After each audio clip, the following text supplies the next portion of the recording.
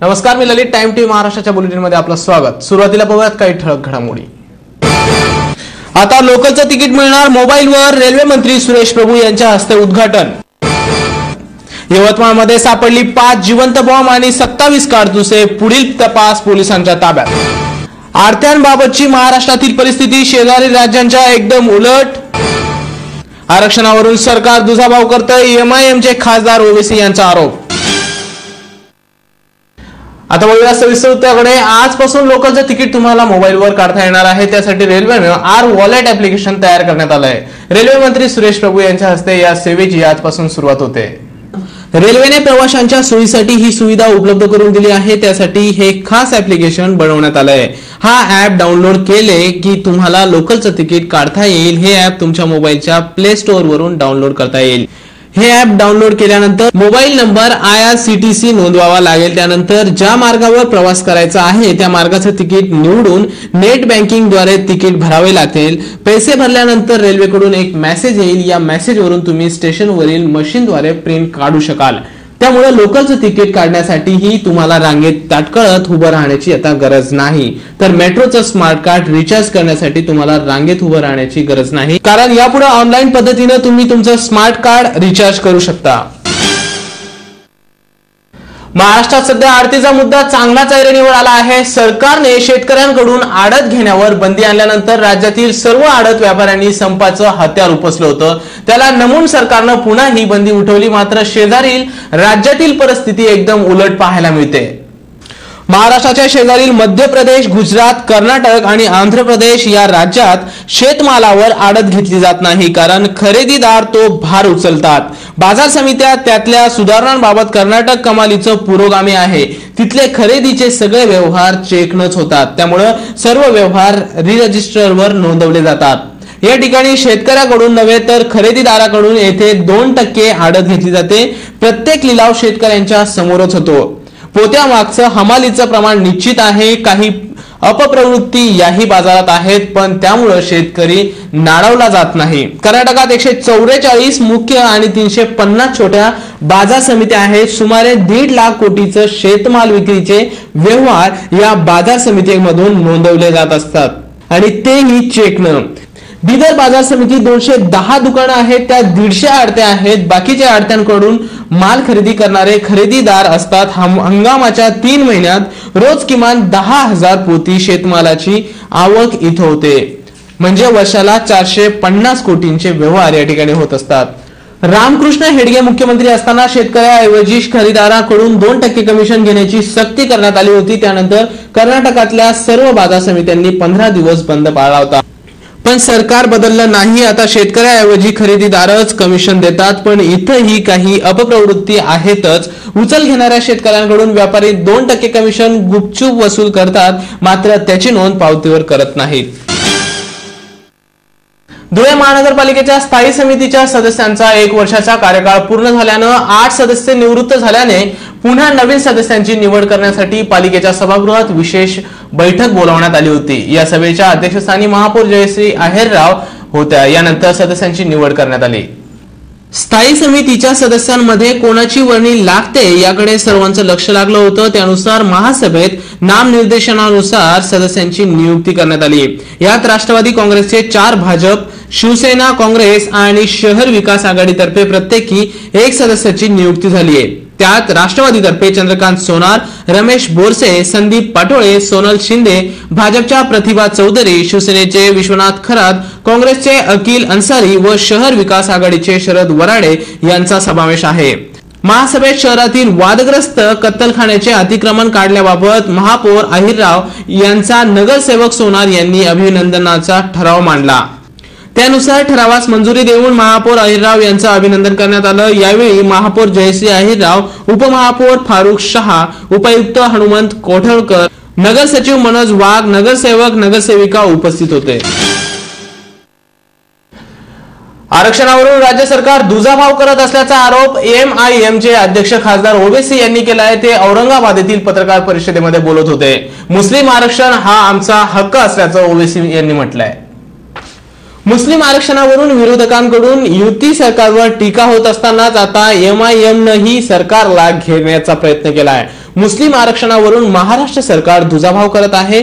मुस्लिम आरक्षण हा हक्क आहे, जर तो भाजप शासित कर्नाटकात आहे तर महाराष्ट्रात का नाही, असा सवाल ओवेसी यांनी राज्य सरकारला केला आहे। तसंच मुस्लिम आरक्षणाचं बिल मंजूर करण्यासाठी आपण अधिवेशन बोलावण्याची मागणी करणार असल्याचंही ते म्हणालेत। त्याचप्रमाणे आवाजी मतदानात आपण सरकारविरोधी प्रचार केल्याचं राष्ट्रवादीचा प्रचार साफ खोटा असल्याचंही ओवेसी यांनी यावेळी म्हटलंय। वाशिम जिल्ह्यातील लाठी येथील गोसेवा संस्थांचे अहिंसा प्रवर्तक समजले जाणारे दिलीप बाबा यांच्या प्रयत्नातून विदर्भातील 21 ठिकाणच्या पशुबळी प्रथा बंद झाल्या आहेत। आताच दिलीप बाबा यांनी बुलढाणा मेहकर तालुक्यातील सोनाटी येथील खंडोबा यात्रेत परंपरा चालत आलेली पशुबळी प्रथा दिलीप बाबांनी बंद करून अनेक लोकांना गोड प्रसाद वाटप केला आहे। किसान दिनाचं निमित्त साधून मंगळूरपीर येथे शेकडो शेतकऱ्यांनी सन 2011 पासून आजपर्यंत कृषी पंपाची वीज जोडणी केली नाही या संदर्भात शेतकऱ्यांनी रीतसर कोटेशन सुद्धा भरलं होतं। मात्र शासनाच्या हलगर्जीपणामुळे शेतकऱ्यांनी रमेश मुंजे यांच्या नेतृत्वाखाली 1 दिवसाचं धरणे आंदोलन केलंय। ग्राहकाची लूट थांबविणे आणि शेतकऱ्यांचे 2014 कनेक्शन देऊन शेतकऱ्यांना न्याय मिळावा, त्यांच्या न्याय हक्कासाठी या ठिकाणी आम्ही हा लढा पुकारलेला आहे। महावितरणचा हा मनमानी कारभार असल्यामुळे या ठिकाणी आदेश होऊनही वेळेवर कामे मिळत नाहीत। शासन स्तरावर बऱ्याच लाभार्थींना विहिरीचे कामं झालीत, कामं पूर्ण झालीत, विहिरी त्यांच्या ताब्यात दिलेल्या आहेत। शासनाने पंचायत समिती स्तरावर महात्मा गांधी रोजगार हमी योजनेच्या माध्यमातून त्या वीज कनेक्शनचा पैसा सुद्धा महावितरणला पुरता भरलेला आहे, तरी महावितरणने आजपर्यंत कुठल्याही शेतकऱ्याला वीज कनेक्शन दिलं नाही आणि वीज कनेक्शन न दिल्यामुळं शेतकऱ्यावर उपासमारीची पाळी आली आहे। परंतु अधिकृत आदेश त्यांना प्राप्त होत नाही, त्यामुळे आम्ही काही करू शकत नाही। तर विचार करण्यासारखी गोष्ट आहे, शासनाला जर अधिकृत GR प्राप्त झाला नाही तर या शेतकऱ्यांचे जे लाखो प्रश्न आहेत, करोडो प्रश्न आहेत, ते सोडवायचे कसे? शासन शेतकऱ्याप्रती आस्था दाखवते परंतु त्यासाठी ठोस पावले उचलत नाही।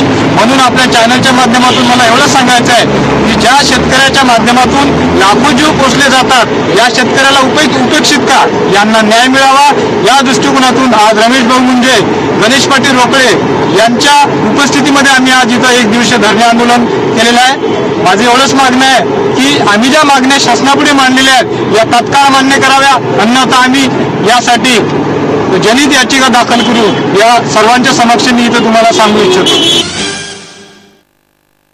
यवतमाळ जिल्ह्यात एक अनोखा प्रकार घडला आहे। आर्णीतील आमनी रोडच्या बाजूला असलेल्या अरुणावती नदीच्या पात्रात काल एका मजुराला 5 जिवंत बॉम्ब सह 23 कारतुसे सापडली आहे। ही सर्व साहित्य आर्णी पोलिसांनी जप्त करून पुढील तपास पोलीस करतायत।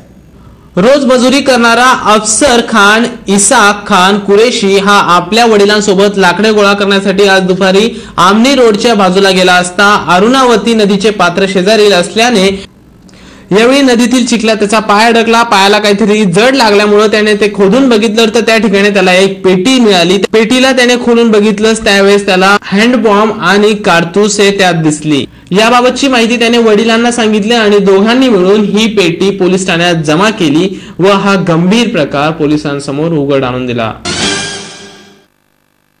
गोदावरी नदीकाठी कित्येक गावे वसलेली आहेत, त्यापैकी किमान 50 गावांची शेती पाण्याअभावी जळून जात असल्या कारणाने येथील शेतकरी राजा सुखावला आहे।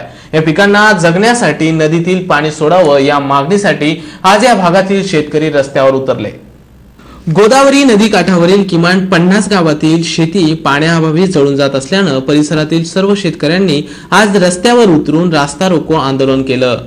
गोदावरीला पिण्यासाठी व शेतीसाठी पाणी सोडावे या मागणीसाठी आज सर्व शेतकरी रस्त्यावर उतरले होते। कोपरगाव श्रीरामपूर मार्गावर आज सकाळी 10 वाजता निमगाव खैरी येथे रास्ता रोको करण्यात आला। रस्त्याच्या दुतर्फा वाहनांच्या रांगा लागल्या होत्या।